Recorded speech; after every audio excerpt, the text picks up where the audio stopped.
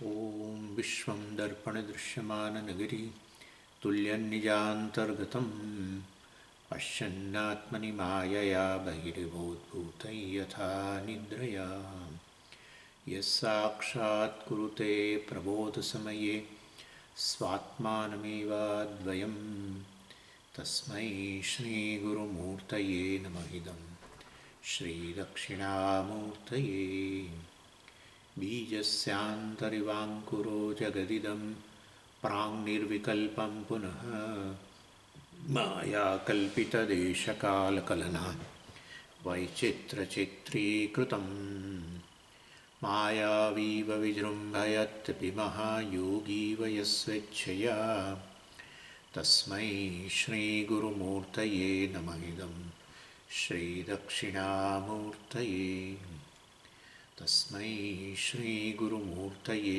नमः इदं श्रीदक्षिणामूर्तये ॐ सहना भवतु सहनौ भुनक्तु सह वीर्यङ्करवावहै तेजस्विनावधीतमस्तु मा विद्विषावहै ॐ शान्तिः शान्तिः शान्तिः सदाशिवसमारम्भां शङ्कराचार्यमध्यमाम् अस्मदाचार्यपर्यन्तां वन्दे गुरुपरम्पराम्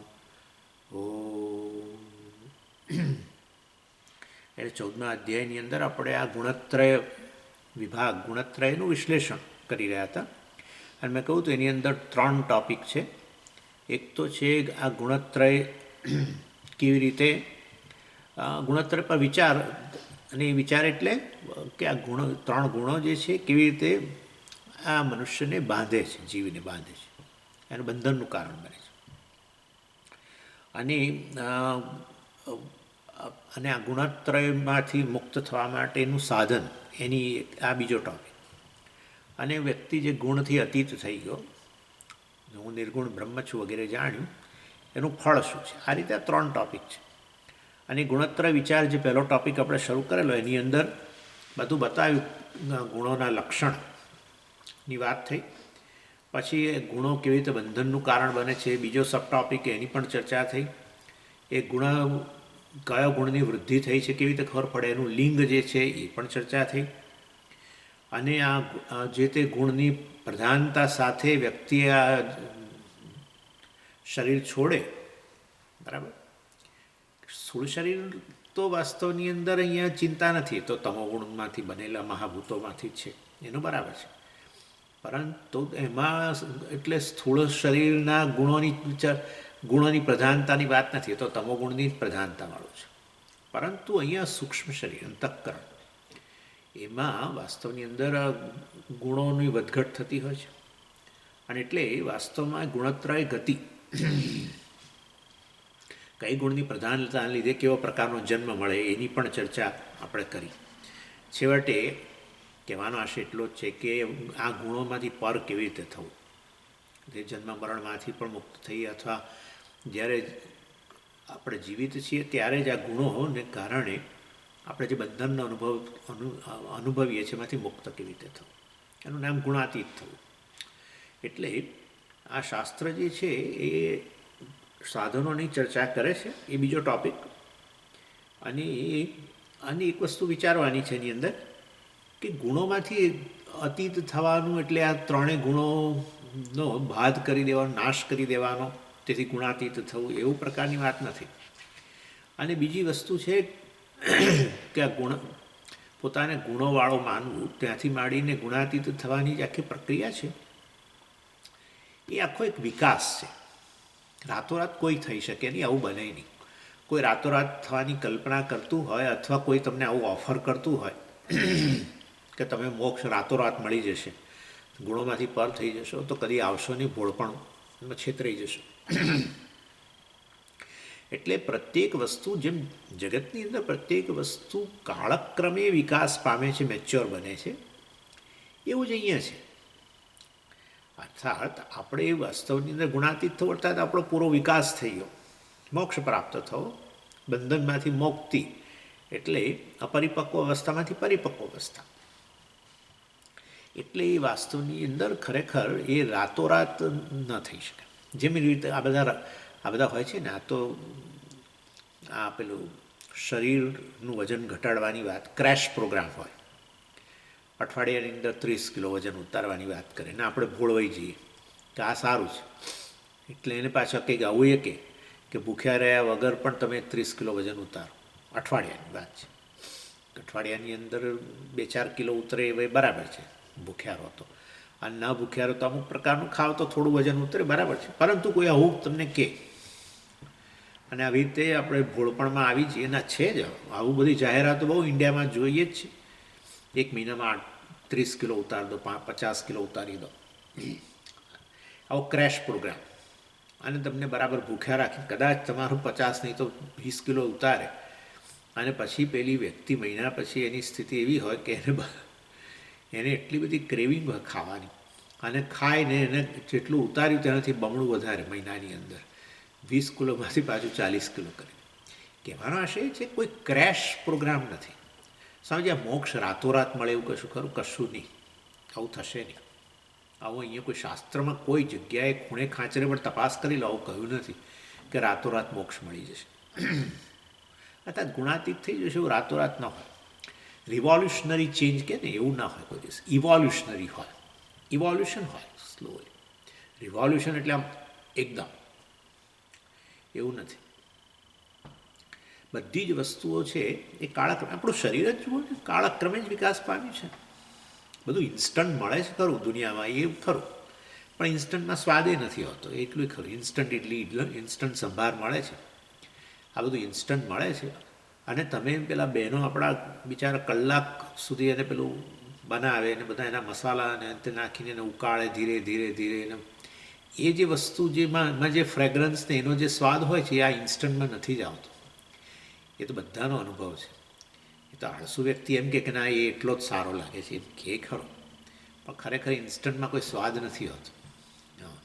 ગરમ પાણીમાં નાખી દો, બસ આ પેકેટ લાવી અને ગરમ પાણીમાં ઉકાળી અને એની અંદર નાખી દો, ઇડલી તૈયાર, ફલાણું તૈયાર, ઢીકણું તૈયાર, બધું. એટલે એ સ્વાદ વગરની વસ્તુ હોય છે, અને કદાચ ન્યુટ્રિશન વગરની વસ્તુ હશે. ન્યુટ્રિશન એ ના હોય કશું, ખાલી એ બસ આપણને સંતોષ થાય. ઇન શોર્ટ, એટલે આપણે અત્યાર વ્યક્તિ જે શરીરની પણ પરિપક્વ અવસ્થા કેવી ધીરે ધીરે જ આવી ને, નાના બાળપણથી માંડીને આપણે પુખ્ત બન્યા તેમાં 15-20 વર્ષ થયા. એવી ને એવી રીતે વાસ્તવની અંદર અહીંયા પણ એવું છે. આંતરિક વિકાસ જે છે છેવટે આપણો, જેને લાગણીની દૃષ્ટિએ વિકાસ કહીએ, એ પણ કાળક્રમે કદાચ વધારે, 15-20 વર્ષ નહીં, ઘણો સમય, લગભગ આખું જીવન ગણો ને. અને ઘણાને આ જીવનમાં પૂરું ન થાય તો ભગવાન કહે છે નવા જન્મમાં હું એની યાત્રા ચાલુ રાખું. એટલે એવું જો આવું ઇન્સ્ટન્ટ હોત તો ભગવાને આવું કહ્યું જ ન હોત, જે 6થા અધ્યાયમાં એમણે કહ્યું કે વ્યક્તિ જે આ આધ્યાત્મિક યાત્રા શરૂ કરે છે, પરિપક્વ બનવા માટેની યાત્રા શરૂ કરે છે, બરાબર છે, ઇમોશનલી મેચ્યોર બનવાની શરૂ કરે છે, એ કદાચ આ જન્મમાં પૂરું ન થાય તો એને હું નવો જન્મ આમ આપું છું તેમ આપું છું. ભગવાને જે કહ્યું એ વસ્તુ સ્પષ્ટ એ વખતે જ આપણી આંખ ખુલી જવી જોઈએ કે ભાઈ આ કોઈ એક દિવસની ઘટના નથી. સામાન્ય રીતે જે વેદાંતિઓને આ જ્યારે મોક્ષની વાત કરીએ, અને ગમે છે કે આ તો કેવી મુક્તિની અવસ્થા કેવી છે, કોઈ પ્રકારનો ભય નહીં, આ નહીં તે નહીં, કોઈ પ્રકારની પરતંત્રતા ના હોય, બરાબર ને. એટલે એ આપણને ગમે, બધાને સ્વતંત્રતા ગમતી હોય છે. પરંતુ એમ માનીએ કે આ જે ભણીએ અને કાલે સવારે આપણે જ્યારે આંખ ખોલીએ ત્યારે આપણે બસ આપણે જીવભાવમાંથી મુક્ત થઈ ગયા હોઈએ, કે આવી ગુણોની આમાંથી મુક્ત થઈ ગયા હોય, આવું બનવાનું નથી. આવું કદી બન્યું એ નથી ને બનવાનું એ નથી. આવી કોઈની વાતો તમે સાંભળો કદાચ કોઈ મહાત્માની, તો તમે માનશો નહીં. મહાત્મા કદાચ ન પણ કહ્યું હોય, પછીના લોકોએ ઉમેર્યું હોય, એવું બધું બને. એની એટલે સંસારી કોઈ દિવસ રાતોરાત અસંસારી બને નહીં. એટલે ઇન શોર્ટ આ એક આખી 5 તબક્કાની પ્રક્રિયા છે, એ સમય લાગશે. એટલે ભગવાને કહ્યું અનેક જન્મ સંસિદ્ધ, અનેક જન્મોમાં આ વસ્તુ સંસિદ્ધ એટલે વાસ્તવમાં આ પ્રાપ્ત કરે છે. બહુની વોટ ઇઝ બીજું પણ એક ભગવાને કહ્યું, હું કહું છું તમને હમણાં. એનીવે, એટલે અને યાત્રા કેવી રીતે શરૂ થાય? તમોગુણમાંથી શરૂ થાય. બાળપણ જ જુઓ, બાળક જન્મેમાં ત્યારે મોટા ભાગે સમય ઊંઘવામાં, ખાલી એ રડે એટલે એને ભૂખ લાગી છે. ઘણીવાર તો ખાતા ખાતા જ માનું દૂધ પીતા પીતા ફરી પાછું સૂઈ જાય. વળી જાગે ક્યારે? જ્યારે વાસ્તવમાં આ પ્રકારે. એટલે કે એ યાત્રા શરૂ થાય છે તમોગુણમાંથી, અને પછી ધીરે ધીરે એક્ટિવ થતું જાય. તમે જુઓ છો હાથ પગ પછાડે ને બધું, અને એક્ટિવિટી, અને પછી થોડું સહેજ સમજણું થાય ને પછી એની એક્ટિવિટી બધી સ્વાર્થ પ્રેરિત હોય. તમે જોજો, આમ બાળક જન્મ્યું પછી એક્ટિવ બન્યું ધીરે ધીરે, અને પોતાની સમજ આવી તો એ હંમેશા જીદ કરે. શેના માટે જીદ કરે? ભાઈ માટે જીદ ના કરે, બેન માટે, પોતાના માટે જીદ કરે કે આ જોઈએ છે, રમકડું જોઈએ, ફેલવું જોઈએ, ઢીકણું જોઈએ. અને ઉપરથી જો ભાઈને આપી દીધું હોય અને એને ના મળે તો તકલીફ, ભાઈને આપ્યું હોય પણ એના કરતાં એને કદાચ કંઈક નાનું મળ્યું કે તો એની એ તકલીફ, ભાઈને 2 ચોકલેટ આપે કે બેનને 2 ચોકલેટ આપે ને એને એક આપે તો એ તકલીફ. બધી સ્વાર્થ પ્રેરિત પ્રવૃત્તિ હોય, સમજ્યા? એટલે એક્ટિવ બન્યું એની સાથે જ નિસ્વાર્થ સેવા કરતું થઈ જાય બાળક. આવું કદી બને નહીં.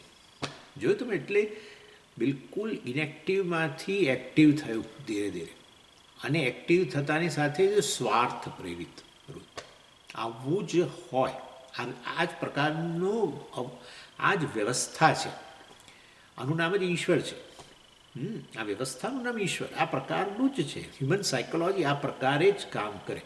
એ અમેરિકામાં જન્મેલું બાળક હોય, અમેરિકન હોય કે ભારતીય હોય, હંમેશા એનો અહંકાર જ્યારે અઢી વર્ષનું થાય એટલે એનો અહંકાર જાગૃત થાય. જાગૃત એટલે મતલબ કે એને હવે સમજણ પડે બધી, કે પોતાના વિશેનો એનો એક ખ્યાલ બંધાતો જાય, અને ત્યારે પોતાને શું મળે છે અને અન્યને શું મળે છે પ્રકારની એને સભાનતા હોય.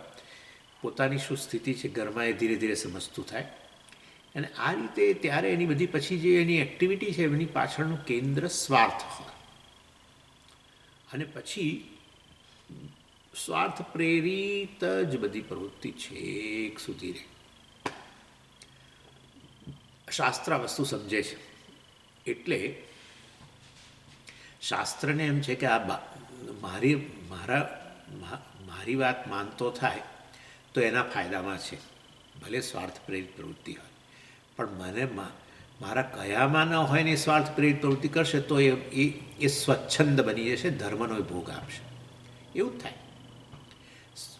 બાળક તરીકે કદાચ એટલો બધો ભોગ, બાળકો ક્યારેક તો જૂઠું બોલતા હોય છે કે મેળવી લેવા માટે જૂઠું બોલે બને, પરંતુ કદાચ ચાલો બાળકોને આપણે અહીંયામાંથી મુક્ત કરીએ.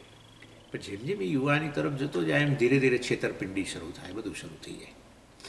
અને પછી એટલે ધીરે ધીરે સ્વાર્થ પ્રેરિત પ્રવૃત્તિ કરતાં કરતાં ધર્મનો પણ ભોગ આપે, અને એ છેવટે એની અગેન્સ્ટમાં જાય.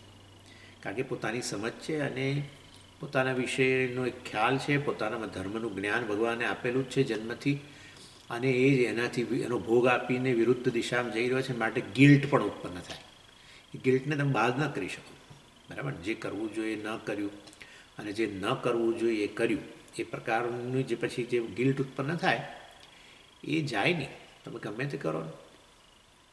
કારણ કે મનની અંદર ધર્મનું જ્ઞાન તો છે જ, અને એટલા માટે વાસ્તવની અંદર એ છેવટે એનો નાશ કરે ને, ગિલ્ટ ને હર્ટ ને, એનાથી ખલાસ થઈ જાય માણસ. એટલે આખી જિંદગી પછી એની ખરાબ જ જાય.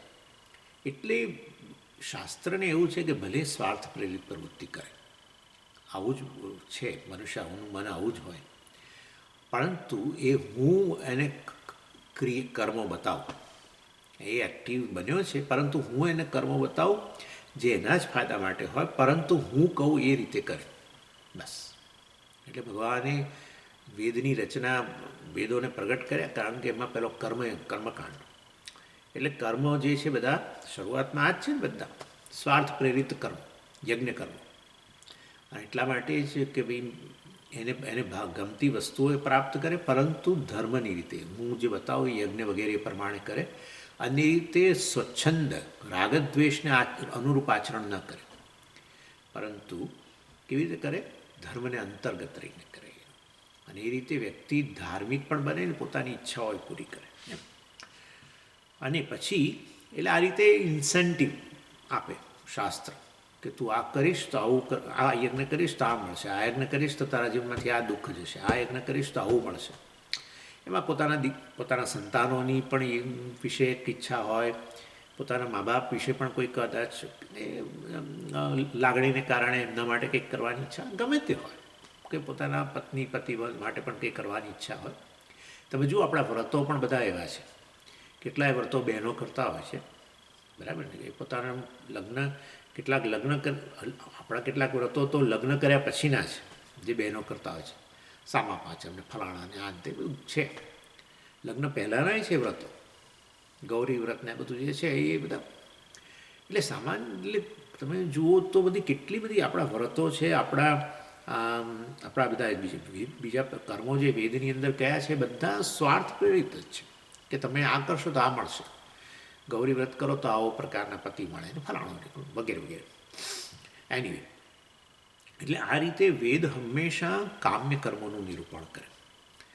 એટલે એની ઇનએક્ટિવિટીથી સેલ્ફિશલી એક્ટિવ, સ્વાર્થની પૂર્તિ માટેના કર્મ. એટલે તમોગુણ પ્રધાન, બરાબર, જેને શુદ્ર કહેવાય. મનુષ્ય જન્મે એટલે શુદ્ર હોય. જન્મના અજાયતે શુદ્ર, જન્મથી વ્યક્તિ શુદ્ર જ હોય. શુદ્ર એટલે સમજી ગયા ને? હવે જાતિની વાત નથી કરતા આપણે. તમોગુણની પ્રધાન, ગુણશુદ્ર કહેવાય. અને ત્યાંથી ધીરે ધીરેની યાત્રા શરૂ થાય અને એને છેક ક્યાં સુધી લઈ જવાનો છે? બ્રાહ્મણ બનાવવાનો છે, ગુણ બ્રાહ્મણ. એટલે સત્વની વૃદ્ધિ કરવાની છે. તમોગુણમાંથી ધીરે ધીરે રજોગુણ ને રજોગુણમાંથી એને સત્વગુણની વૃદ્ધિ થાય તો પછી એને ગુણ બ્રાહ્મણ કહેવાય. અને એવી વ્યક્તિ જ્ઞાન પ્રાપ્ત કરી શકે. અને સત્વને કારણે જ જ્ઞાનની ઈચ્છા હોય, સત્વને કારણે જ જ્ઞાન સ્થિર થાય ને વગેરે વગેરે. એટલે આ રીતે વેદ જે છે એ પછી ગુણશુદ્રમાંથી એને ગુણવૈશ્ય બનાવવા માગે છે. એટલે એને ગુણવૈશ્ય એટલે તમે સમજી ગયા ને? કામ્ય કર્મો કરે છે. અને એમાં શાસ્ત્ર કશું ખોટું નથી માનતું. એ શરૂમાં સમાજ માટે કશું જ ન કરે, બધું સ્વાર્થ પ્રેરિત. એટલે બીજાઓને એક પાઈ પણ ના આપે. એમ કહીએ ને, એક પાઈ ના આપે એટલે પૈસા આપવાની વાત નથી, પરંતુ કશું બીજા માટે ન કરે. અને તમે જુઓ તો આ વસ્તુ આપણા હોય છે જ. જે બધા જે યુવાનો હોય, તમે જુઓ તો એ હંમેશા પોતાના માટે ને લગ્ન કર્યા હોય તો પોતાના કુટુંબ માટે જ એટલું જ બધું કરે. એક્ટિવિટીનું બધું કારણ શું? બચત એમના માટે, ઘર એમના માટે, એટલે આના માટે, એટલે પોતે ને પોતાના ઘર. બહારના સમાજ માટે કરવાનું બહુ ઓછું. સામેથી ફલાણો તો કરે છે, કોઈક મળે, પરંતુ સામાન્ય રીતે પોતાની કેરિયર બનાવી, પોતાને પૈસા મેળવવા, આ મેળવવું, તે મેળવવું, બધું મેળવવું. લગ્ન કર્યા હોય તો લગ્ન, પછી બાળકો હોય તો બાળકો, બસ એનું જગત, એના માટે બધું કરે. ગુણવૈશ્ય કહેવાય. નામ ગુણવૈશ્ય. જાતિની દૃષ્ટિ ગમે તે હોય, પરંતુ ગુણની દ્રષ્ટિએ વૈશ્ય છે. એટલે રજોગુણ છે, એક્ટિવ છે, પણ રજોગુણની પાછળ શું છે? તમોગુણ. રજોગુણ પહેલો, બીજા નંબરે તમોગુણ, અને ત્રીજો સત્વ, જેને આપણે RTS કહીએ છીએ. RTS, રજોગુણ, તમોગુણ અને સત્વગુણ, આ પ્રકારે. અને પછી એટલે હું જ વસ્તુઓ કમાઉં, હું જ મારા તાબામાં રાખું અને હું એને ઉપભોગ કરું. અને આ વ્યક્તિ એટલે ગુણવૈશ્ય એટલે એને તમે કૃપણ પણ કહી શકો. પ્રત્યેક વ્યક્તિ આવા હોય એટલે કોઈને કોઈ બીજા પર લેબલ ના મારે, પોતાના પર જ લેબલ મારવાનું. એટલે એને કૃપણ કહેવાય. અને એક સુભાષિતમાં સરસ કહ્યું, કૃપણેન સમોદાતા ન ભૂતો ન ભવિષ્યતિ, અસ્પૃશન એવ વિત્તાની યહ અન્યેભ્ય પ્રયચ્છતિ. કૃપણેન સમોદાતા. આ કૃપણ જેવો દાતા મોટો બીજો કોઈ, કૃપણ જેવો દાતા બીજો નથી.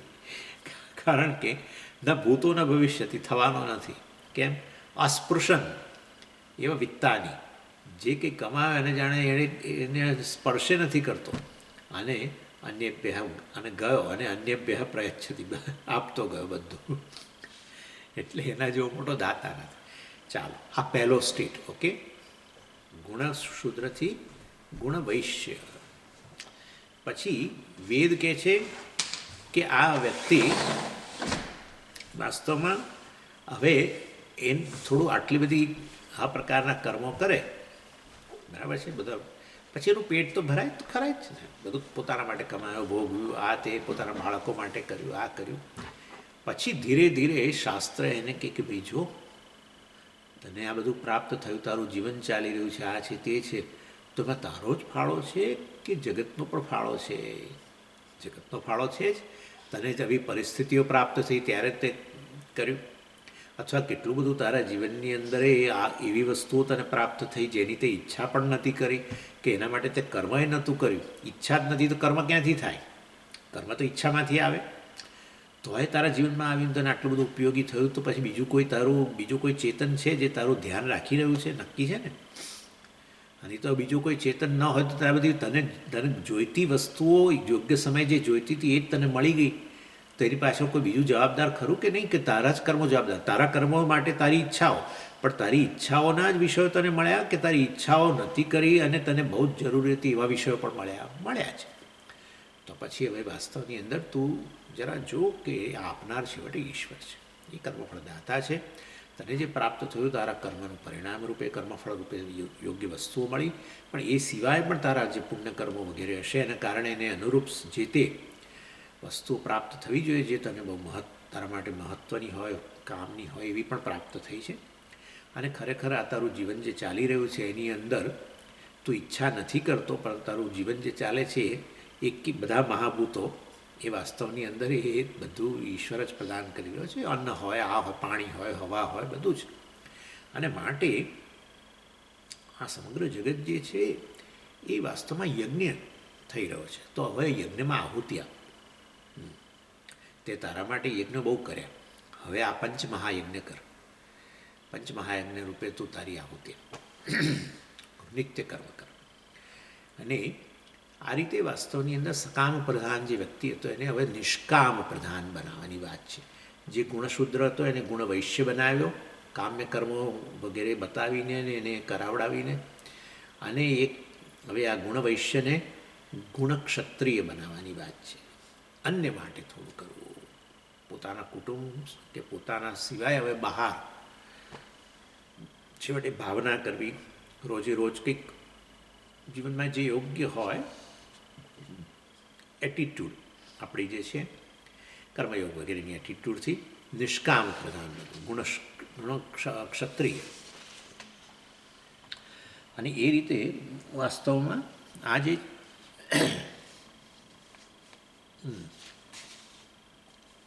એટલે એકદમ એક્ટિવ જે વ્યક્તિ જે છે એની એક્ટિવિટી એનો એક્ટિવ રાખીને જ એને હવે અન્યના કલ્યાણ માટે, અન્યને મદદરૂપ થવા માટે કરે.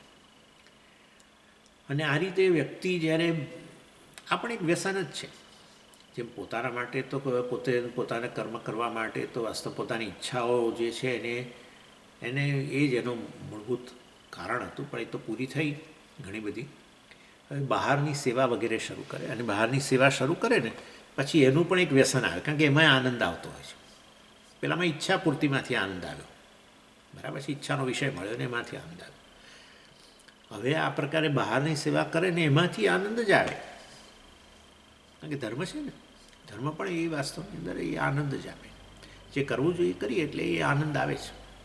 અને આ રીતે સમગ્ર જગતનું એ પ્રકારનું તંત્ર છે કે જેમાં બધા જ પોતાની આહુતિ આપી રહ્યા છે. તમે એ પ્રમાણે કરો એટલે તમે પણ જગત સાથે સંવાદિતતામાં આવ્યા, ઈશ્વર સાથે સંવાદિતતામાં આવ્યા. જગત ઈશ્વર છે, અને માટે ઈશ્વર સાથે સંવાદિતતા ઉત્પન્ન થાય એટલે આનંદ થાય. એટલે એ કર્મયોગ વગેરે પણ છે વાસ્તવમાં બહુ જ આનંદ આપે. અને એને કારણે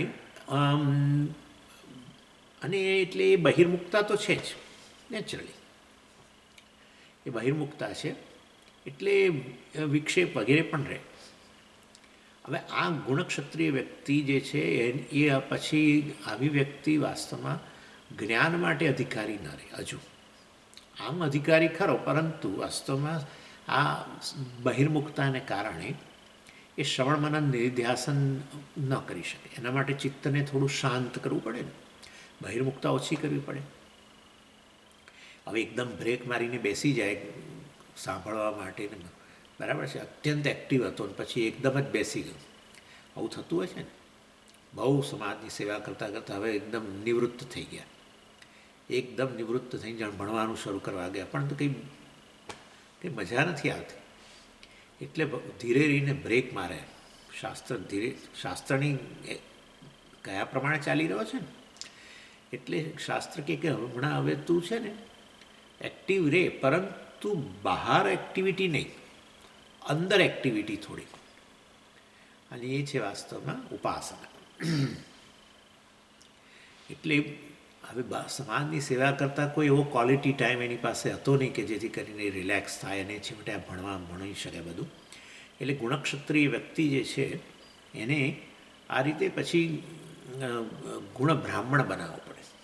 ગુણ બ્રાહ્મણ એટલે કેવું કે જેનું ચિત્તની અંદર ઉપાસના વગેરેને કારણે વાસ્તવમાં ઈશ્વરની કૃપા પ્રાપ્ત થાય અને એનું ચિત્ત જે છે એ થોડું શાંત થાય, અને ચિત્ત જે છે એનું મન જે છે વાસ્તવમાં આ જ્ઞાનની માટે તૈયાર થાય.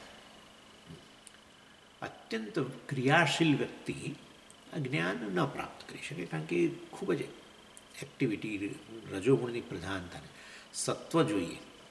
એટલે ગુણક્ષત્રિય પણ રજોગુણની પ્રધાનતાવાળો જ છે, પરંતુ સત્વ એ RST છે. રજોગુણ બીજા નંબરે સત્વગુણ, કારણ કે બહારની સેવા કરી રહ્યો છે. એટલે તમે જુઓ તો કેટલાય નેતાઓ, સારા નેતાઓની વાત કરું છું, કે સારા નેતાઓ બધા જે હતા સમાજ માટે કામ કરે છે, બરાબર ને. એટલે હવે તો બહુ છે લોકો આપણને એમ કે સમજી કોઈ જગતમાં સેવા નથી કરતું. આ જગત પડી ભાગ્યું હોત, જગત નાશ જ પામી ગયું હોત જો આવું સેવા નામની વસ્તુ ન હોત તો.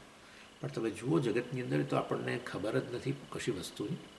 સમાજમાં કેટલું બધું ચાલી રહ્યું છે, અને આપણને ક્યારે ધ્યાનમાં આવે કે જ્યારે કોઈક પરિસ્થિતિ કોઈ જગ્યાએ ખરાબ થઈ જાય, ધરતીકંપ થયો, આ થયો, તે થયું, તો તમે જોજો પહોંચી જાય છે લોકો ત્યાં સેવા કરવા માટે. એટલે હદ સુધી કે આપણા પેલો કોંગો દેશની અંદર પેલો ઇબોલા વાયરસ, રાઈટ, એ તો બહુ જ ખતરનાક છે, અને એની અસર થાય તો વ્યક્તિ લગભગ મરણ પામે છે. તો એવામાં પહોંચી ગયા છે સેવા કરનાર, ભલે કાળજી લઈને પણ પહોંચી ગયા છે હવામાં, જાનના જોખમે સેવા કરે છે. ત્યાં કેટલાય દેશોના લોકો પહોંચી ગયા છે. એની કહેવાનો આશય કે સમાજમાં ચારે તરફ આવા ઓર્ગેનાઇઝેશનો છે, આવી વ્યક્તિઓ છે જે વિશાળ પાયે કામ કરી રહ્યા છે. બધું આપણે તો આપણા સ્તરથી કહીએ છીએ, આપણે જે કરી શકીએ નાનું મોટું, પરંતુ આપણે કંઈ એવું કેવું મોટા સમાજનું કોઈ એવું સંગઠન ઊભું કરવું અને સમાજની સેવાની એવું બધું કંઈ કરવાની જરૂર નથી. આપણે પંચમહાયજ્ઞ કરીએ એટલું બહુ છે ને, છેવટે એક આટલું સંકલ્પ કરીએ બધા માટે, સર્વે ભવંતુ સુખીનઃ, તોય ઘણું છે. આટલું કરીએ ને તોય બહુ છે. આપણે તો સામાન્ય રીતે બહુ નિષ્ઠાથી અને બહુ પ્રામાણિકતાથી આપણે જો વિચાર કરીશું તો આપણે એક આવી નાની પ્રાર્થના પણ લોકો માટે નથી કરતા. જગત માટે આપણે આટલી નાની પ્રાર્થના પણ આપણા જીવનમાં એનું સ્થાન નથી.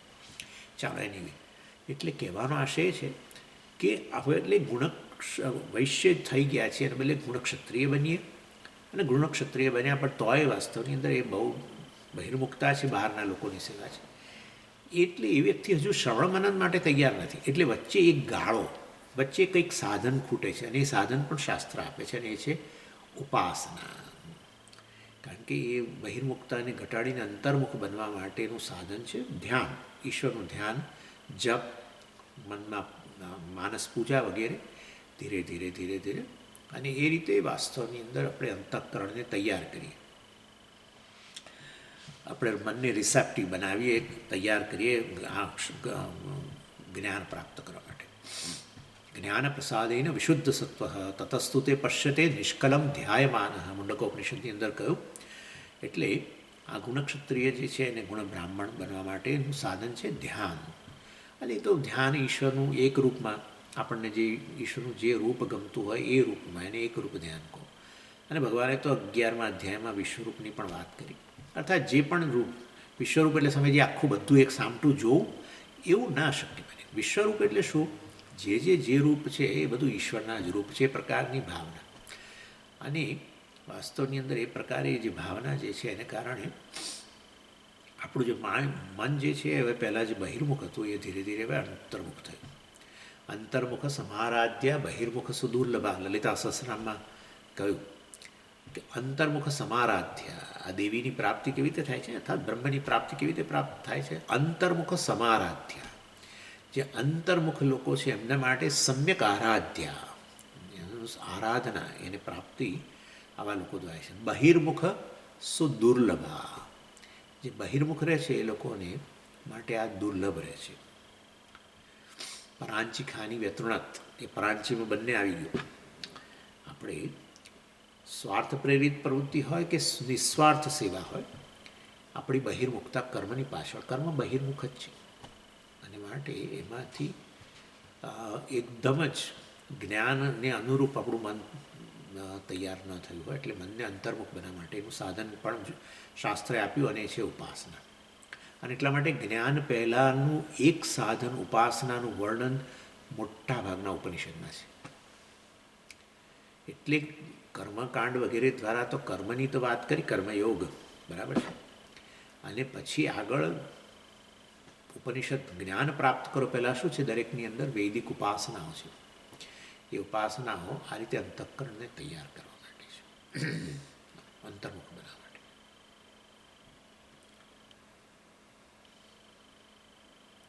એને આવી રીતે ગુણ બ્રાહ્મણ જે છે અંતર્મુખ બન્યો, જે જ્ઞાન માટેનું મન તૈયાર થયું ઈશ્વરને પ્રસાદને કારણે, ઈશ્વરની કૃપાને કારણે, એ સત્વગુણ પ્રધાન થયો.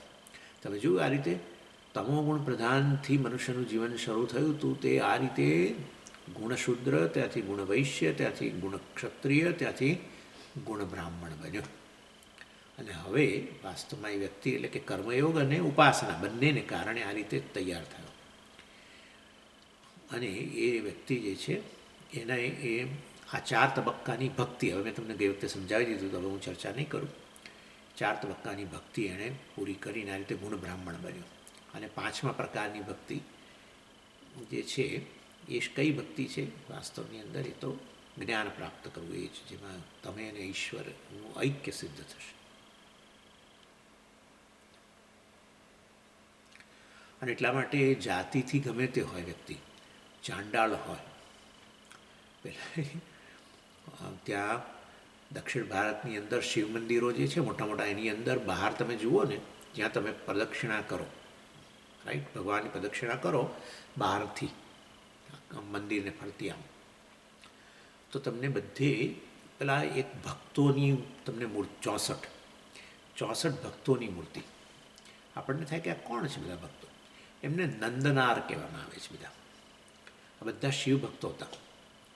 અને નંદનાર ભક્તો જાતિની દ્રષ્ટિએ અત્યંત શુદ્ર જેવા હતા, પરંતુ ગુણની દ્રષ્ટિ કેવા હતા?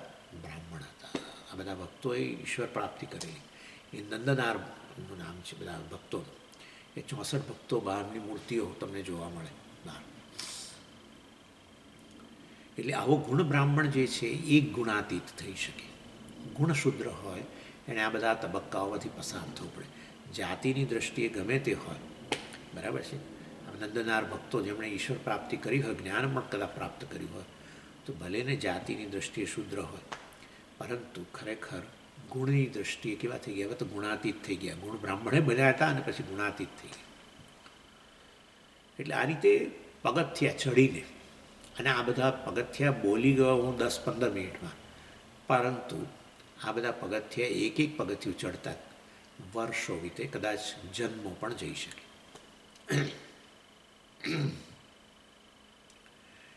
એટલે આ ગુણાતીત થવા માટે શું કરવું? તો હવે આપણે સમજી ગયા આવીશું કે હું મારી જાતને જે ગુણોવાળું ગણું છું, બરાબર ને, એ ગુણ બ્રાહ્મણ, ગુણ ક્ષત્રિય જે પણ હોય, એ વસ્તુ વાસ્તવમાં હું ગુણોવાળું છું એવું જે હું મારી જાતને કહું છું, એ ગુણાતીત ન થઈ શકે.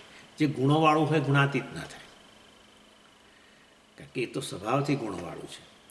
એટલે કોઈ દિવસ સગુણ જે છે એ બદલાઈને નિર્ગુણ, ગુણાતીત, આવું ન થાય.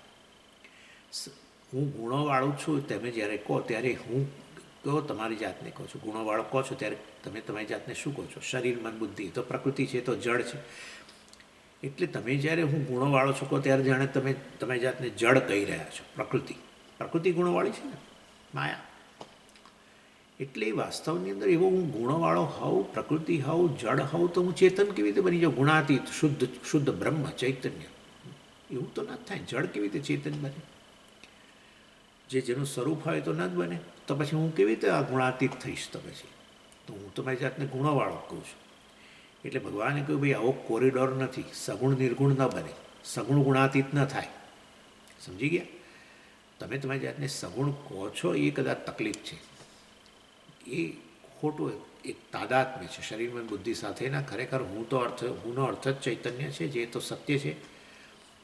એ ચૈતન્ય આ જળ વસ્તુ સાથેનો મેળાપ જ ન થાય, મિશ્રણ જ ન થાય, તાદાત્મ્ય જ ન થાય. ખરેખર તો વાસ્તવની અંદર તમે ગુણોથી પર જ છો, પરંતુ અજ્ઞાનને કારણે તમે તમારી જાતને શરીર, મન, બુદ્ધિધારી કહો છો અને ગુણોવાળા કહો છો. એટલે પોસિબિલિટી આટલી છે. નાન્યમ ગુણેભ્ય કર્તારમ યદા દૃષ્ટાનુપશ્યતિ ગુણેભ્યશ્ચ પરમ વેત્તિ મદ્ભાવમ શોધી ગચ્છતિ. ગુણેભ્યશ્ચ પરમ વેત્તિ, ગુણોથી પર પોતાને જાણે છે. સહ મદભાવમ શોધી ગચ્છતિ, એ ભગવાન કહે છે મારા જ ભાવને પ્રાપ્ત. હું તો નિર્ગુણ છું જ, નિર્ગુણ બ્રહ્મ છું. એ પણ પોતાને ગુણોથી પર જાણશે, ગુણોથી પર બનશે નહીં. ગુણોથી પર થઈને ગુણાતીત બની ન શકાય. ગુણોથી પર હું છું જ એ વસ્તુ એ જાણશે. તાદાત્મ્ય અધ્યાસ છૂટશે, અજ્ઞાન જશે. હું શરીર છું, મન છું, એ પ્રકારનો ક્લેમ જે અહીંયા કરેલો છે એણે, એમાંથી એક ખ્યાલ છે. હા, તમે જ્યારે અત્યારે હું કહી રહ્યા છો કે હું તો વાસ્તવમાં શરીર છું, મનુષ્ય છું, ત્યારે તમે હું તો વાસ્તવમાં શુદ્ધ ચૈતન્ય જ છો, ગુણાતીત જ છો. પરંતુ જ્યારે હું કહું કે હું મન છું વગેરે, ત્યારે તમે કે હું તો તમોગુણી છું કહો ત્યારે તમે તમોગુણી નથી. કે હું સત્વગુણી છું ત્યારે કહો છો ત્યારે તમે સત્વગુણી નથી. ખાલી તમે તાદાત્મ્ય અધ્યાસ કરો છો. તાદાત્મ્ય નહીં, તાદાત્મ્ય ન થાય કોઈ દિવસ. અંધકાર અને પ્રકાશનું તાદાત્મ્ય થાય જ નહીં ને. છતાં જો તમે બોલતા હો તો એ તમારી ભૂલ જ છે, બીજું કશું નથી. એટલે વાસ્તવની અંદર આ રીતે ગુણેભ્યશ્ચ પરમ વેત્તિ, પોતાને ગુણોથી પર પરમાત્મા વગેરે જાણે છે, બ્રહ્મરૂપે જાણે છે. ભગવાન કહે છે મદભાવમ સહાદી ગચ્છતિ, એ મારા જ ભાવને અર્થાત મને જ પ્રાપ્ત કરે છે. ક્ષેત્ર ક્ષેત્રજ્ઞયોર એવં અંતરમ જ્ઞાન ચક્ષુષા ભૂત પ્રકૃતિ મોક્ષંચ એ વિદુર્યાંતિ તે પરમ. 13મા અધ્યાયમાં ભગવાને કહ્યું વસ્તુ. ક્ષેત્ર ક્ષેત્રજ્ઞ હોય એવમ અંતરમ જ્ઞાન ચક્ષુષા, ક્ષેત્ર ક્ષેત્રજ્ઞનો ભેદ, સગુણ નિર્ગુણનો ભેદ જાણીને પોતે નિર્ગુણ છે એ પ્રકારનો એવું જ્ઞાન પ્રાપ્ત કરીને આ વ્યક્તિ ગુણાતીત થાય છે. કર્મયોગની ઉપાસનાથી સમજી ગુણ થઈ જવાય કે નહીં? કર્મયોગ ઉપાસનાથી તમે ગુણ બ્રાહ્મણ બનો, બધા અધિકારી બનો. હા, તમે ગુણાતીત ન થાવ. એટલે એ રીતે એ વાસ્તવની અંદર હા અહીંયા અને છેવટે જ્ઞાનથી તમે આ પ્રાપ્ત કરો. એટલે જ્ઞાનમ શું થઈ ગયું? આપણે આ બ્રહ્મજ્ઞાન વગેરે અંગી કહેવાય.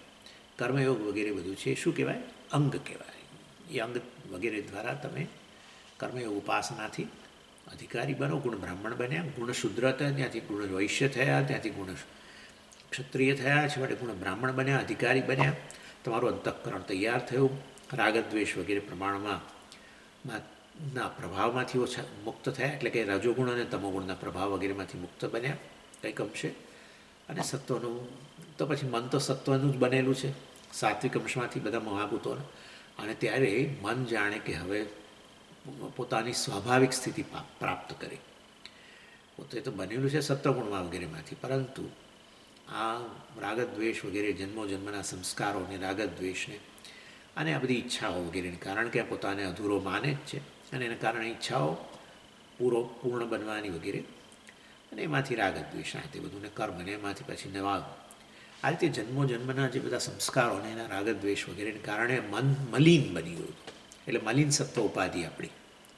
એટલે એ દૃષ્ટિએ વાસ્તવમાં હવે એ વ્યક્તિ કર્મયોગ ઉપાસનાના સાધનથી અને આ રીતે પોતાના મનને હવે સાત્વિક બનાવી ગુણ બ્રાહ્મણ થયો ને પછી સત્વાત સંજાય તે જ્ઞાન.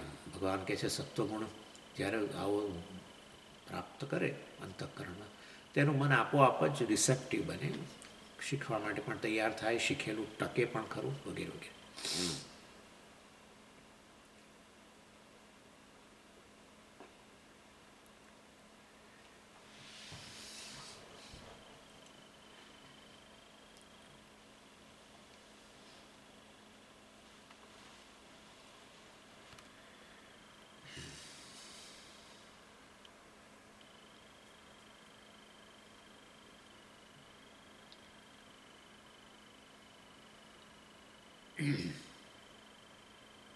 એટલે શરીરમાંથી હવે જાણે શરીરી થઈ ગયો, પોતાને અનાત્મા અહંકાર માનતો હતો. એટલે જાણો ત્યારે અનાત્મા, નહીં તો એને જ આત્મા માનતા હતા. જીવ કહેતો હતો પોતાને, અહંકાર કહેતો હતો. અહંકાર એટલે સમજી ગયા ને, હું જોનારો છું, ખાનારો છું, પીનારો છું, એક જીવ છું, એક વ્યક્તિ છું કહેતા હતા. વ્યક્તિ કહ્યું એટલે એની ત્યારે પોતાના મનની અંદર એક આવી જ ગયો, અને આધારે જ વ્યક્તિ કહીએ, અંતઃકરણને આધારે જ વ્યક્તિ કહીએ, પ્રાણને આધારે જ પોતાને વ્યક્તિ કહીએ. પ્રાણી એટલા માટે તો શબ્દ છે. પ્રાણમસ્ય સ્થિતિ પ્રાણહસ્ય સ્થિતિ પ્રાણી. પ્રાણ સાથે તાદાત્મ્ય, મન સાથે તાદાત્મ્ય, ઇન્દ્રિયો સાથે તાદાત્મ્ય, અને એના આધારે પોતાની ઓળખાણ આપે છે બધે. ભૂખ્યો તરસ્યો, આ તે ફલાણું ઢીકણું. વ્યક્તિ, એવી વ્યક્તિ જે છે એ વાસ્તવમાં એ હવે પોતાને એક વ્યક્તિત્વથી રહિત ખરેખર એક ચૈતન્ય તરીકે એણે જાણ્યું. પોતાને જે વાસ્તવમાં ખરેખર જે દૃશ્ય હતું અને દ્રક માની લીધેલું હતું એને બદલે વાસ્તવિક દ્રક સાક્ષી હું છું એ જાણ્યું. એટલે આ આઈડેન્ટિફિકેશન, બરાબર, તાદાત્મ્ય જે છે એનું તાદાત્મ્ય હવે એણે વાસ્તવિક અહમ ચૈતન્ય સાથે જાણે તાદાત્મ્ય કર્યું, નહીં કે શરીર વગેરે સાથે. એનું નામ ગુણાતીત. એના માટે સરસ ઉદાહરણ આપે છે એક આચાર્ય કે બે વ્યક્તિઓ જે છે એમાં એક જ કંપનીમાં કામ કરતી હતી, અને એમાંથી એક વ્યક્તિ ને બીજી વ્યક્તિ નજીક રહેતા હતા પાછા એકબીજાને. એક વ્યક્તિ પાસે તો કાર હતી, બીજા વ્યક્તિ પાસે કાર નથી, અને અંતર ઘણું ઘરથી, આ લોકો જ્યારે ત્યાંથી એ જે જગ્યાએ જવાનું ઓફિસ કે કંપનીમાં, તો ઘણું લાંબુ અંતર હતું. એટલે બંને જણા એ એક જ કંપનીમાં કામ કરે છે, નજીક રહે છે, ખબર નહીં. પછી ખબર પડી, વાત કરતાં કરતાં કેન્ટીનમાં ભેગા થયા, અને એમાંથી વાત કરતાં કરતાં ખબર પડી તો કે હા હું અહીંયા જ રહું છું વગેરે વગેરે. તો કે તમે કેવી રીતે આવો છો? તો કે હું તો આ રીતે 2 બસ બદલીને આવું છું. તો કે ના, તો મારી પાસે કાર છે, તમે મારી સાથે જ આવી જાઓ, તમે આમે મારી ઘરની નજીક રહો છો. એમ કરીને વ્યક્તિ એને લઈ આવે, અને પછી સાંજે પાછા બંને પાછા આવે. તેમાં રસ્તામાં આ રીતે બધા 4 રસ્તા ક્રોસ કરતાં કરતાં જાય ને, તેમાં એક 4 રસ્તા આવે ને ત્યારે પછી એક જતા હતા ત્યારે જ એમણે થોડો પછી આમ મિત્રતા હતી ને, એટલે પછી એણે કહ્યું કે જો આ 4 રસ્તા પર સામે પેલું ઘર દેખાય છે સામે, એ ઘર વાસ્તવમાં મારું ઘર છે, પણ અત્યારે ખંડેર જેવું લાગે છે, બહુ પહેલાં અહીં રહેતા હતા, પરંતુ હા એ ઘર હજુ મેં વેચ્યું નથી, મારે એને હવે રિપેર કરાવવાનું છે, આમ છે તેમ છે, અને આ ઘર બહુ પૈસા ખાતું હતું ને એટલે અમે આને પછી આવી રીતે નીકળી ગયા ત્યાંથી ને અંતે બધું, અને કરાવીશું રિપેર ફલાણું ઢીકણું. પછી બીજી બધી બહુ એ કમ્પ્લેન કરી એ ઘર માટે, કેમ નીકળી ગયા ત્યાંથી ને હવે આ બીજી જગ્યાએ આવી ગયા રહેવાની બધી. અને આવું એકવાર તો કહ્યું બરાબર છે, વળી પાછું રોજ જતા આવતા હોય એટલે કેટલી વાર આવું કે કરે આ ભાઈ, કારવાળા ભાઈ, પેલા ભાઈને લિફ્ટ આપી છે એટલે પછી બધું જે પેલા ભાઈ તો બહુ સાંભળે જ, પછી હા જ કર્યા કરવું પડે જાણે. પછી એક દિવસ જતા હતા ત્યારે ફરી પાછી 4 રસ્તા આવ્યા, અને તો પણ આજે કશું બોલ્યા નહીં. એટલે પેલાને આમ તો રાહત થઈ કે હા રોજ એકનું એક શું સાંભળવાનું, આખો દાડો ક્યાં ઘર આવું ને પેલું ને તેવું, બહુ પૈસા ખાતા ને આમને તેમને, બહુ મેન્ટેનન્સમાં પૈસા ગયા ફલાણું ઢીકણું, બહુ ફરિયાદો. તો આજે કશું એક અક્ષરે ના બોલ્યા. એને થયું કે હવે સુધરી ગયા કે શું. પછી પાછા ગયા ત્યારે એ જ રસ્તેથી ગયા એટલે ફરી આવ્યું તોય ના બોલ્યા. બીજે દિવસે ગયા, ત્રીજે દિવસે ગયા, આવતા જતાં બોલ્યા જ નહીં. 3-4 દિવસ થઈ ગયા. એટલે એને થયું કે રોજ બોલ કરતા હતા એના વિશે ને હવે કેમ નથી બોલતા. પછી આ ભાઈએ મમરો મૂક્યો કંઈક, પેલા 4 રસ્તા આવ્યા એમ કરીને કહ્યું, પેલા 4 રસ્તા આવ્યા, એ જ 4 રસ્તા છે ને તમારું જ્યાં ઘર છે પેલું ખૂણામાં, એ જ ને? તો કે હા. તો કે તમે કશું 4 દિવસથી નહીં છે કશું કે? તો કે મેં એ ઘર વેચી દીધું. સમજી ગયા? એ ઘર વેચાઈ ગયું એટલે હવે બધી ફરિયાદો જતી રહી. બસ જ્ઞાનીની આવી સ્થિતિ છે. આપણે અજ્ઞાનીને તો એની અંદર અહંકાર મમકાર બધું રહેલું છે ને, ત્યારે અનેક ફરિયાદો, રોજ ફરિયાદો. મારી તો શુગર વધે છે, મારું તો આમ થાય છે, મારું તેમ થાય છે, પોતાના ચામડીને વિશે ફરિયાદો, ને પોતાની હાઇટ વિશે ફરિયાદો, ને વજન વિશેની ફરિયાદો, ને હેલ્થ વિશેની ફરિયાદો, ને ફરિયાદો ફરિયાદો ફરિયાદો, અહંકાર મમકાર. અને હવે વેચાઈ ગયું ઘર, બરાબર? જ્ઞાનીએ તો વેચી દીધું. કોને વેચ્યું? પણ એણે જેનું હોય એને પાછું આપ્યું, વેચ્યું નહીં. પણ કેવું હતું કહો? હવે ખાલી મેમોરેન્ડમ ફોર અન્ડરસ્ટેન્ડિંગ છે ખાલી, કે ભાઈ તે આ ઘર મને આપ્યું છે અને માટે હું એને ટ્રસ્ટી તરીકે બેઠો છું, પરંતુ છે તારું, હું તો તને પાછું સુપ્રત કરું છું. એટલે મનમાં એણે સુપ્રત કરી દીધું છે. અહંકાર મમકારનો ત્યાગ, કારણ કે જગત જે કંઈ છે બધું મહાભૂતો છે, મહાભૂતો બધું ઈશ્વરમાંથી આવ્યું છે.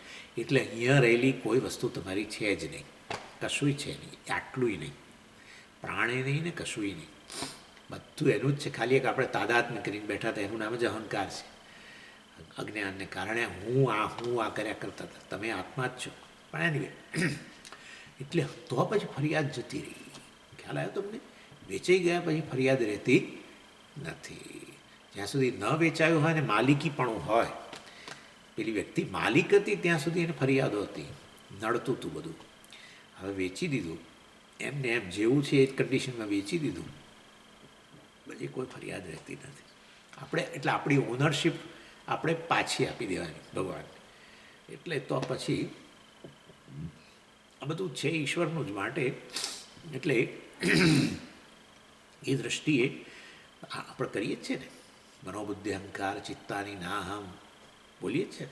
સૂક્ષ્મ શરીર હું નથી, ન ચ શ્રોત્ર જીવે ન ચ ગ્રાણ નેત્રે ન ચ વ્યોમ ભૂમિ ન તેજો ન વાયુ. અર્થાત આ સ્થૂળ મહાભૂતો એવું નથી, એટલે કે સ્થૂળ શરીર હું નથી, સૂક્ષ્મ શરીર હું નથી. અને માટે એ રીતે વાસ્તવમાં તમે કેવા બની ગયા? ગુણોથી અતીત થઈ ગયા.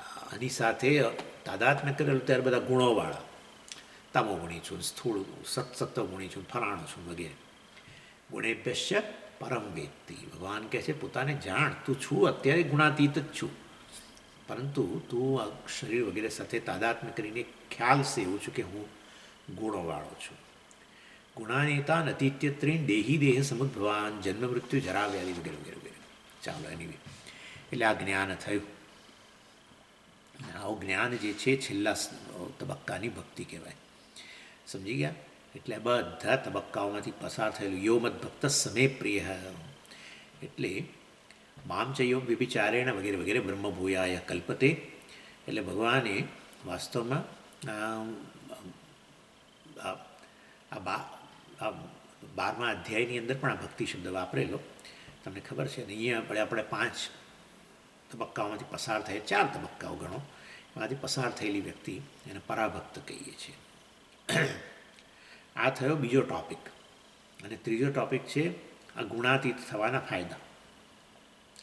અને એમાં આ છેલ્લા 5 શ્લોકની અંદર અર્જુને પ્રશ્ન ઉઠાવ્યો, એમાં કઈ લિંગૈ ગુણાનેતા નતીતો ભવતી પ્રભો વગેરે વગેરે, કે આ ગુણોથી પર થયેલી વ્યક્તિ કેવી રીતે જગતમાં રહે છે, કેવી રીતે જગતમાં વ્યવહાર કરે છે, જેવી રીતે ત્યાં સ્થિત પ્રજ્ઞામાં કરેલું એવી રીતે, અથવા ગુણાતીતના લક્ષણો શું છે વગેરે. અને ત્યારે એનો અર્થ એવો થયો કે ગુણોથી અતીત બનેલી વ્યક્તિ જીવે છે ખરો, એનું નક્કી તો એટલું નક્કી થઈ ગયું. એટલે એ જીવન મુક્ત પુરુષ જે છે એના લક્ષણોની વાત કરી. હવે એ લક્ષણો જે 12મા અધ્યાયમાં ભગવાને પરાભક્તના લક્ષણો જે બતાવેલા, જ્ઞાનીના લક્ષણો જે બતાવેલા, અદ્વેષ્ટા સર્વભૂતાનામ વગેરે વગેરે, એ જ અહીંયા હું તમને કહી દઉં છું. ગુણો આમ તો તમે કહો તો વાસ્તવની અંદર 12મા અધ્યાયમાં ગુણો જ્ઞાનીના લક્ષણો બતાવ્યા, 14મા અધ્યાયમાં અહીંયા બતાવ્યા થોડા, અને બીજા અધ્યાયમાં સ્થિત પ્રજ્ઞ તમે જાણો છો બતાવ્યા. પરંતુ વાસ્તવની અંદર એના માટે જે ગુણો જે જણાય છે એનામાં એના માટે સહજ છે. અને એ ગુણોનું વર્ણન પણ આપણે શા માટે કરવું જોઈએ? એ તો એના ગુણો છે ને, એણે મેળવીને એના ગુણો છે. એમાં આપણે શું લાગે વળગે? ના ના ભાઈ, આપણે ગુણાતીત થવું હોય અથવા આપણે જ્ઞાન પ્રાપ્ત કરવું હોય, જ્ઞાની બનવું હોય, તો પછી આપણે જે એના માટે સ્પોન્ટેનિયસ છે, જેના માટે સહજ છે, એ આપણા માટે પ્રેક્ટિસ, એ વસ્તુઓ જાણે, એ વસ્તુ આપણા જીવનમાં લાવવાનો આપણે પ્રયત્ન કરીએ, જે આપણા સાધનામાં જરૂરી બને. એની રીતે આપણે પણ એ માર્ગે આગળ વધીએ. એટલા માટે ભગવાનના ગુણોથી અતીત થયેલી વ્યક્તિ જ્ઞાનીના વર્ણન બીજા અધ્યાયમાં, 12મા અધ્યાયમાં, 14મા અધ્યાયમાં અહીંયા પણ કરે છે. એટલે અને આમે અર્જુને પ્રશ્ન કર્યો, કઈ લિંગૈ ગુણાનેતા નથી તો ભગવતી, કેવા લિંગ, કેવા એનામાં ચિહ્ન હોય છે. સ્થિતપ્રજ્ઞ લક્ષણો ત્યાં કહ્યું હતું ને, સ્થિતપ્રજ્ઞ સે કા ભાષા, સમાધિસ્થસ્ય કેશવ, વગેરે જે વાત કરેલી ત્યાં પણ એણે પૂછેલું, અહીંયા પણ પૂછ્યું. એટલે અને એ ગુણો આપણામાં વિકસાવવા જોઈએ. બીજું વસ્તુ એ છે કે આ જ્ઞાનીનો આ રીતનો મહિમા જે છે એ આપણા અજ્ઞાનીઓ માટે ઇન્સેન્ટિવ બને કે ભાઈ આવી જ્ઞાની વ્યક્તિઓ પણ જીવે છે અને આવી વ્યક્તિઓ જગતમાં વ્યવહાર કરે છે. એવું નથી કે ક્યાંક જઈને બેસી જાય છે કોઈ જગ્યાએ, જગતમાં વ્યવહાર કરતા જ હોય છે. અને તો પછી આપણે પણ એ રીતે વાસ્તવમાં આ રીતે જ્ઞાન પ્રાપ્ત કરીને પણ આપણે આ જગતની અંદર આપણું પણ જીવન આ પ્રકારે આપણે મુક્તિ સહિતનું જીવન આપણે વિતાવી શકીએ. એટલે એ રીતે મુખ્યત્વે વસ્તુ શું છે કે જ્ઞાનીનું જીવન કેવું સિમ્પલ હોય છે, અને કોઈ પ્રકારના સંઘર્ષ, માનસ સંઘર્ષ વગરનું હોય છે. કોઈ પ્રકારના દ્વંદ્વથી એ દ્વંદ્વ હોય, દ્વંદ્વ તો ન જાય, દ્વંદ્વ ન જાય, એ તો શક્ય જ નથી. કોઈના જીવનમાંથી દ્વંદ્વ ન જાય. એ તો અવતાર હોય, જ્ઞાની હોય કે આપણે સામાન્ય વ્યક્તિ હોય. દ્વંદ્વ એટલે તમે સમજો જ છો, માન અપમાન, ફલાણું ઢીકણું, આ તે સુખ દુઃખ વગેરે. એ તો એ બધું જે છે એ તો વાસ્તવમાં પણ એ દ્વંદ્વની અસર ન હોય તો બહુ સારું એવું આપણને થાય. તો એ આ જ્ઞાનીમાં જોવા મળે છે. અને એ દૃષ્ટિએ જેને આમ કહે ને કે આવું દ્વંદ્વથી અતીત થવું હોય તો સ્વામીજી એને તો કશી તો સ્થિતપ્રજ્ઞ જેવો છે, એને માન અપમાનની અસર જ નથી થતી. એટલે વાસ્તવની અંદર એ આમ જાણે કે આપણા માટે પેલું કહે ને કેરેટ, પેલું કે ગાજર બતાવતા બતાવતા જેમ પેલાને આકર્ષે, તમે ઘાસ બતાવતા બતાવતા પેલી ગાયને જેમ આકર્ષો, એમ આ જાણે લક્ષણો આપણને આકર્ષે. પહેલું, અદ્વેષ્ટા સર્વભૂતાના, જ્ઞાની કોઈની દ્વેષ નથી કરતો. બહુ અઘરું લાગે આપણને. આમ તો શાસ્ત્રમાં કહેવામાં આવ્યું કે ભાઈ કોઈ ઠોસ કારણ નથી કે તમારે કોઈનો દ્વેષ કરવો જોઈએ. એટલે પ્રત્યેક વેદાંતિક વ્યક્તિએ આપણે જે અત્યારે આ માર્ગે આગળ વધી રહ્યો છે એના માટે જ્ઞાનીનું લક્ષણ બતાવ્યું કે જ્ઞાની સર્વભૂતાનામ અદ્વેષ્ટા, કોઈ પણ ભૂત પ્રાણી માત્ર પ્રત્યે, જીવ પ્રત્યે એને દ્વેષ નથી હોતો. સામાન્ય રીતે આપણે હંમેશા એવું કરતા હોઈએ, આપણને જ્યારે દ્વેષ ઉત્પન્ન થાય ને તો આપણે એ દ્વેષ યોગ્ય છે એવું પુરવાર કરવાનો બહુ પ્રયત્ન કરીએ. આપણા મનમાં દ્વેષ આવ્યો તો આપણે એ મનમાં નહીં, બહાર બોલીએ કે મને આ વ્યક્તિ માટે દ્વેષ છે કારણ કે એ આવો છે, ફલાણું ફલાણું છે માટે મને દ્વેષ છે. એમ કરીને આપણે એને આપણે અનુમોદન આપીએ. મહાત્માઓ ભલે ને કે દ્વેષ ન કરવો જોઈએ, પરંતુ આપણે તો વાસ્તવમાં એને જસ્ટિફાય કરવાનો પ્રયત્ન કરીએ. અને આપણે એવી રીતે જ પુરવાર કરીએ કે જેના પ્રત્યે મને દ્વેષ છે એ એને યોગ્ય જ છે. હું એને ધિક્કારું છું ને એ યોગ્ય છે. એના પ્રત્યે જે ક્રોધ કરું છું યોગ્ય છે કારણ કે આવો જ છે કે આવી જ છે વગેરે વગેરે. શાસ્ત્ર કહે છે કે પ્રત્યેક વ્યક્તિ જો બ્રહ્માની અભિવ્યક્તિ હોય, ઈશ્વરનું જ એક રૂપ હોય તો વાસ્તવમાં કોર પર્સન તો ખરેખર એ શુદ્ધ જ છે. વાસ્તવમાં એ જ આત્મા છે. અને માટે ખરેખર વ્યક્તિને આપણે આ રીતે કહીએ કે તો આવો છે ને તેવો છે તો એ યોગ્ય નથી. એ આપણી વિકૃત દ્રષ્ટિ છે. ઇન્નેટલી દરેક વ્યક્તિ સેન્ટલી અને જોવા મળે જ છે. ભલી કહેવાય સમાજ જેને ધિક્કાર એવી વ્યક્તિઓ પણ, દાખલા કે ત્રાસવાદીઓ વગેરે હોય છે, તો એવી વ્યક્તિઓમાં પણ દયા હોય છે એવી વ્યક્તિઓમાં પણ અન્યને મદદ કરવાની ઈચ્છા હોય છે ને એ લોકો કરતા હોય છે, ભલે એમના જે તે સમાજ માટે કરતા હોય, એમના કુટુંબ માટે કરતા હોય, એમનામાં કરુણા પ્રેમ બધું જ જોવા મળે છે. એટલી જ એના કુટુંબને પ્રેમ કરતા હોય, એના દીકરા દીકરી જે હોય ત્રાસવાદી એને પ્રેમ કરતા હોય, એના પત્ની વગેરે જે પણ, અથવા એના સમાજ માટે થઈને ભોગ આપી દેતા હોય, જીવન આપી દેશે. જુઓ ને, એનીવે એ ખોટી છે સ્વામીજી, વસ્તુ બરાબર છે, પરંતુ કહેવાનો આશય કે પ્રત્યેકમાં ઇન્નેટલી તો આ ક્વોલિટી રહેલી જ છે, કારણ કે પ્રત્યેક વસ્તુ છેવટે ઈશ્વરની જ અભિવ્યક્તિ છે. પરંતુ અજ્ઞાન અને બીજા સંસ્કારો વગેરે કારણે ઘણીવાર શિક્ષણ, મદ્રેસાઓનું શિક્ષણ, જ્ઞાન તે જે પણ, અથવા આવી જવું એના પ્રભાવમાં વગેરે, એટલે વાસ્તવની અંદર પ્રત્યેક વ્યક્તિ ઇન્નેટલી આ છે. અને માટે ખરેખર દ્વેષને યોગ્ય વ્યક્તિની, દ્વેષને યોગ્ય એનું જે તે કર્મ છે એવું કહી શકો. વ્યક્તિની એનું આ કર્મ જે છે એ યોગ્ય નથી, દ્વેષ યોગ્ય છે એવું પણ કહી શકો.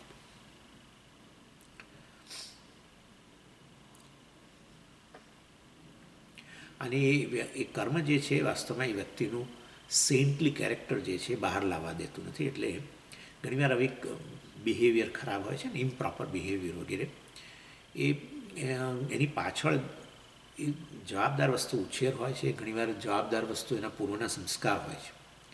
એટલે પૂજ્ય સ્વામીજી હંમેશા કહેતા હતા કે ભાઈ આ જે છે વ્યક્તિના એનું બેકગ્રાઉન્ડ હોય છે. જેમ કે તમે જે વ્યવહાર કરો છો, જે રીતે વ્યવહાર કરો છો, જે રીતે લોકો સાથે જે રીતે બોલો છો, અમુક શબ્દોનો પ્રયોગ કરો છો, અમુક રીતે બોલો છો, અમુક રીતે અમુક પ્રકારની તમારી રીતભાત છે, અમુક તમારી ખાવાની ટેવો છે, બરાબર ને? આ દરેકે દરેક વસ્તુ પાછળ કારણ છે, અને એ છે આપણો ઉછેર. આપણો ઉછેર કે આપણા પૂર્વનો ઉછેરે નહીં, ઘણીવાર તો પૂર્વનું નાનપણથી જ અમુક પ્રકારનું વર્તન હોય આપણું, હોય છે જ. તમે જોજો, બે જોડકા ભાઈઓ, બે જોડકી બહેનો હોય, જોડકા, બંનેનો ઉછેર એક સરખો જ છે, મા બાપ આટલો ભેદ નથી પાડતા, તો પણ બંને એક હોય ને નાનું હોય ત્યારથી બીજાનું જૂટવી લે એવું બને, અને બીજું હોય એ થોડું મવાળ કેવું કહીએ, એ બીજા એ બહુ તો રડે, પણ એને પેલાનું જૂટવી લેતા ના આવડે. તે પેલો હોય સમજી આ બહુ ગઠિયો છે કે ગઠ, એટલે કહેવાનો આશય છે અનેક જન્મોનું છે ને ભાઈ, અને એ વસ્તુ અનેક જન્મોના સંસ્કારનો નાશ નથી થતો ને. એ તો સૂક્ષ્મ શરીર છે ને, એ તો વાસ્તવની અંદર એ નાશ કેવી રીતે થાય વાસનાઓનો? એ તો બધું કારણ શરીરમાં રહેલું છે ને, બધું સૂક્ષ્મ શરીરમાં છે, એટલે એ તો બધું જન્મ શરીર નાશ પામે સ્થૂળ, માટે એ તો ચાલુ જ રહે. અને એના આધારે વ્યવહારો કે રીતભાત હોય. માટે રીતભાતને જોઈને વ્યક્તિને ધિક્કારવો નહીં. રીતભાતની પાછળ એની પાછળ રહેલી આવી બધી વસ્તુઓ છે. ખરેખર એ વ્યક્તિ એક ચેતન વ્યક્તિ છે ને, એ તો એ રીતે વાસ્તવમાં સેન્ટલી વ્યક્તિ છે. એને જે ગમે છે ખરેખર સ્વભાવથી, એ જ વસ્તુ તમને પણ ગમે છે, એને પણ ગમે છે. પ્રેમ, કરુણા, સહાનુભૂતિ વગેરે એ બધું એને પણ ગમે, એ જ ગમે છે, એટલે એનો સ્વભાવ જ છે. પરંતુ આ રીતે ઉછેર વગેરેને કારણે અમુક પ્રકારની રીતભાત, અમુક પ્રકારનો વ્યવહાર વગેરે હોય છે. એટલે તમે જુઓ તો કેટલા આપણા ગુજરાતની અંદર જ, એટલે એવું મારું એવું કહીને કે કહેવાનો બીજો આશય નથી, પણ તમે જોજો સૌરાષ્ટ્રમાં અમુક રીતે જ બોલે, અને તમારે અને તમે સુરત બાજુ જાઓ તો જરા જુદી, ત્યાં જુદી રીતે બોલે. સૌરાષ્ટ્રમાં મને ઘણી આપણને એમ થાય કે આ વ્યક્તિ ગુસ્સામાં જ બોલી રહી છે. એ ખાસ કરીને અમુક કોમની અંદર તો મેં જોયું છે કે જાણે કે એટલે લડાયક કોમ હોય ને, એટલે કંઈ લડવાની ઈચ્છાથી નહીં, પણ એ વાત જ એવી રીતે કરે આમ કે જાણે કે એક આમ શું જાણે કે જુસ્સા સાથે. એટલે અને અમુક કોમની અંદર હંમેશા જરા મવાળ, એટલે આ બધું હોય છે ભાઈ. કહેવાનો આશય મારો એવું છે. પણ આ બધું જે છે એ ઉપર સપાટી પરનું છે, સપાટી પરનું છે. અને સપાટી પરનું કેવું છે, વ્યક્તિ ધારે તો બદલાઈ શકે છે, એટલે એ સપાટી પરનું થયું. સ્વરૂપ હોય બદલાઈ ન શકે. હા, જે એના સિવાયનું હોય, આગંતુક હોય, જે આવી રીતે ઉછેર વગેરે કારણ આવ્યું હોય, પૂર્વના સંસ્કારોનું કારણ આવ્યું હોય, એ તો બદલી શકાય. ઈચ્છે તો એ બદલી શકે. અને તમે ઘણીવાર સમજાવો, અને કદાચ એ તમારા વિશ્વાસમાં હોય તો એ ધીરે ધીરે બદલવાનો પ્રયત્ન પણ કરે ને, એ રીતે બદલાઈ જાય જે પણ હોય. એટલે પરંતુ એક વસ્તુ યાદ રાખવું, આ રીતે દ્વેષને યોગ્ય નથી. એક બીજું, દ્વેષ કરનારના મનમાં પહેલાં એસિડ ઉત્પન્ન થાય છે, એના બાળે. દ્વેષ કરનારને પહેલાં બાળે. ઘણીવાર તો જેના પ્રત્યે દ્વેષ થઈ રહ્યો છે એને ખબર ના હોય કે આ મને દ્વેષ કરી રહ્યો છે, છૂપો છૂપો દ્વેષ કરે, પાછળ કંઈક એના વિરુદ્ધ કંઈક કરે, તો એ બધું ચાલતું હશે ને. એટલે દ્વેષ જેનો કરી રહ્યા છો એને ખબર પણ નથી. અને એ વાસ્તવની અંદર, ચાલો હવે પૂરું કરીએ આપણે. એટલે દ્વેષ કરશો તો તમે તમારા હૃદયને પહેલાં બાળશો. બીજું, દ્વેષને યોગ્ય ખરેખર વ્યક્તિ નથી, દ્વેષને યોગ્ય એનું જે તે કર્મ છે. અને કર્મ પાછળ પણ એનું જવાબદાર એનું ઉછેર વગેરે એના સંસ્કારો છે, જેમાંથી રાતોરાત એ મુક્ત ન થઈ શકે. જેમ તમે તમારી રીતભાતને રાતોરાત કોઈ કેક બદલી નાખો તો તમે બદલી શકતા નથી. અને એવું નથી કે બધું જ આપણા રીતભાતમાં સારું છે તો આપણને સારું લાગે છે. ખરેખર સાચું કહું, તમે જો પૂછો ને, દાખલા તરીકે આ તો એક એક્ઝામ્પલ જ આપું છું તમને, કે સ્વામીનું તમે પૂછો તો તમે કહો સ્વામીનું આમ બધું સારું છે પણ ફલાણું તો મને નથી, એ ઠીક નથી લાગતું. એવું થાય જ, એવું હોય જ. અને એટલે વાસ્તવની અંદર બધું જ બધાનું યોગ્ય હોય એવું પણ નથી. એટલે વાસ્તવની અંદર એની વ્યક્તિત્વના સ્તરે રહેલું છે. વ્યક્તિ તો મૂળભૂત આ જ છે, જેને પ્રેમ ગમે છે, સહાનુભૂતિ ગમે છે, કરુણા ગમે છે. અને એના હૃદયમાંથી પ્રગટે થાય છે, એટલીસ્ટ જ્યાં પ્રગટ થતું હોય ત્યાં. અને માટે એ દૃષ્ટિએ તો વ્યક્તિ ધિક્કારને પાત્ર નથી, દ્વેષને પાત્ર નથી વગેરે. ચાલો. ઓમ પૂર્ણમદ પૂર્ણમિદં પૂર્ણાત પૂર્ણમુદચ્યતે પૂર્ણસ્ય પૂર્ણમાદાય પૂર્ણમેવાવશિષ્યતે. ઓમ શાંતિ શાંતિ શાંતિ. હરિ ઓમ શ્રી ગુરુભ્યો નમઃ. હરિ ઓમ.